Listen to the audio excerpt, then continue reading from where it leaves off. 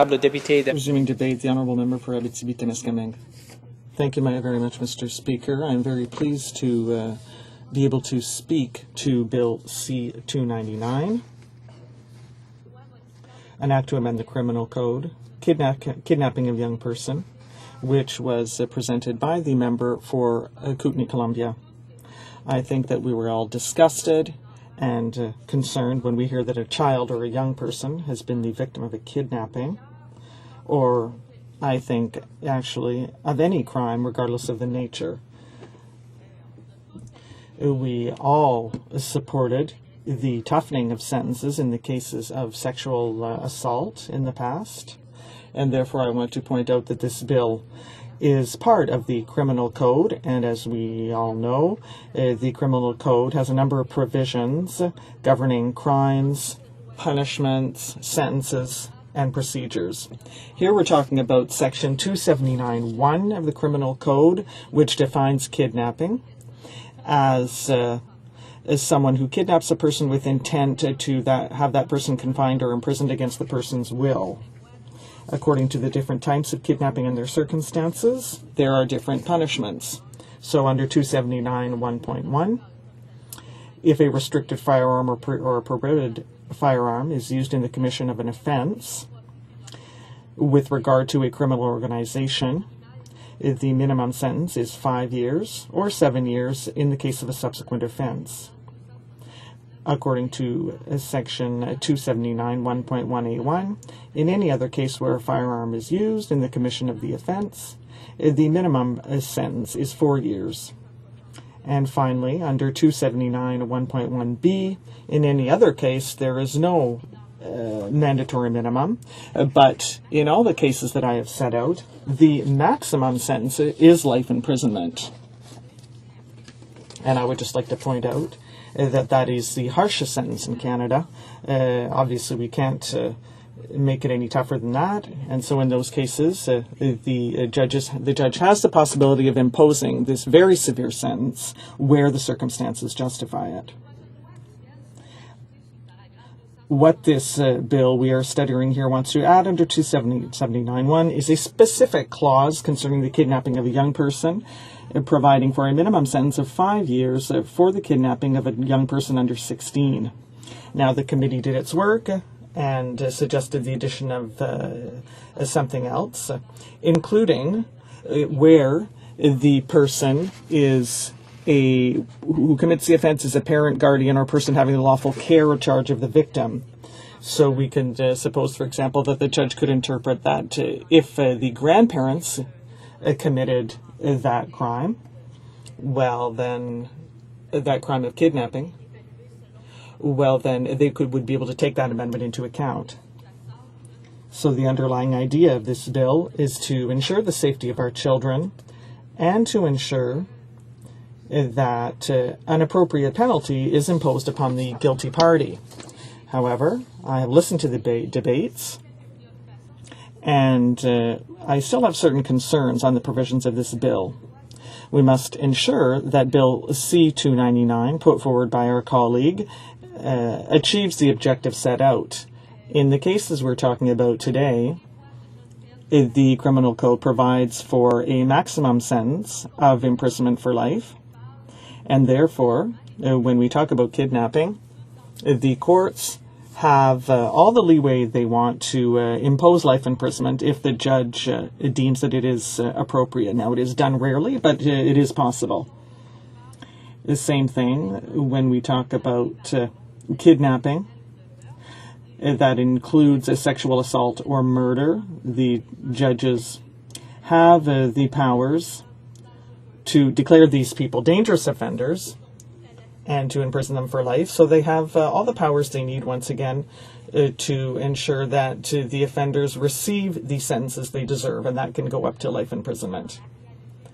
I would like to point out that in reality, there are very few cases of outright kidnapping. There are many, often it is accompanied by assault, and these elements are aggravating factors that judges take into account when handing down their ruling and determining the sentence.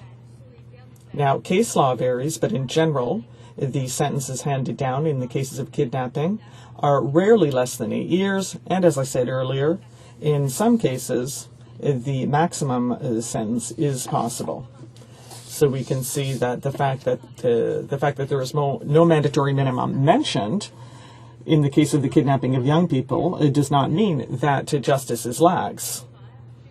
In many cases, the sentences imposed are much harsher than that is mentioned. In addition, Section 718.2 of the Criminal Code already stipulates that committing a crime against a child, that is someone who is aged under 18, must be considered an aggravating circumstance.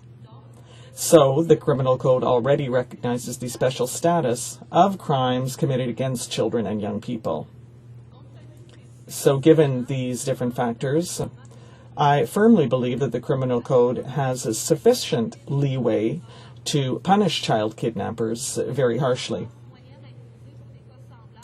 A review of the average sentences imposed for such cases show that they're almost always more than 8 years.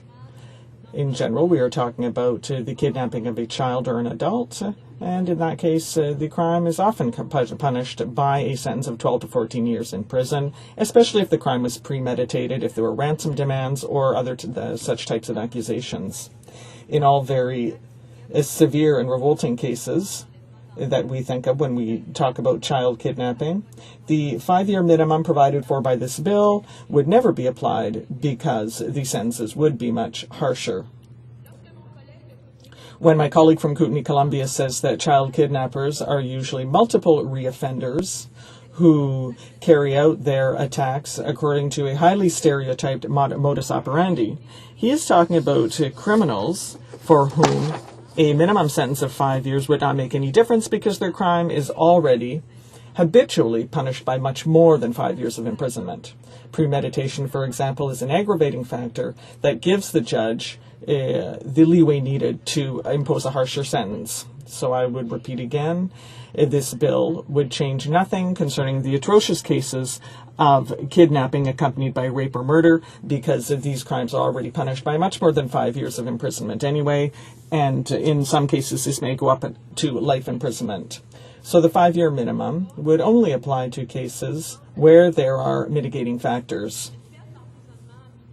A mandatory minimum of 5-year prison sentence would simply limit judicial discretion in more complex cases where varied circumstances apply, for example, where the guilty party has mental health problems.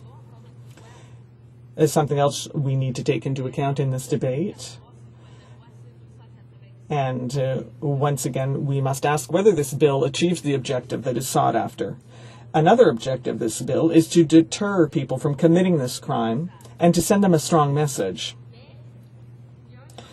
But there is a problem that may occur, which is that, in my opinion, when we talk about deterrence, I don't think that 5 years has much of an effect. And in fact, the reverse effect may occur when a minimum sentence is imposed for a crime.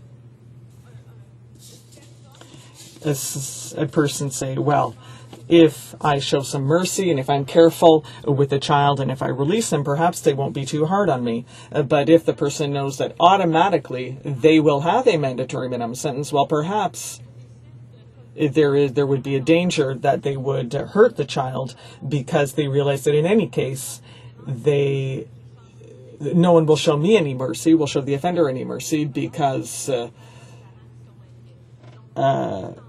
this mandatory minimum. So there is a risk that the reverse effect may occur on the criminals.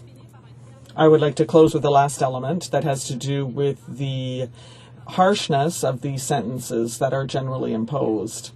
I would like to quote some testimony that we heard in committee.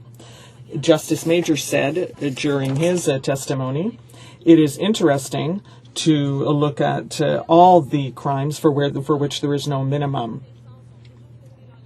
The courts, to my knowledge, have always treated commercial kidnapping as a very serious offense, and in my experience, the sentences have been 10 years and 15 years, and I think you'd have to look hard to find a case where a serious kidnapper was sentenced to less than that.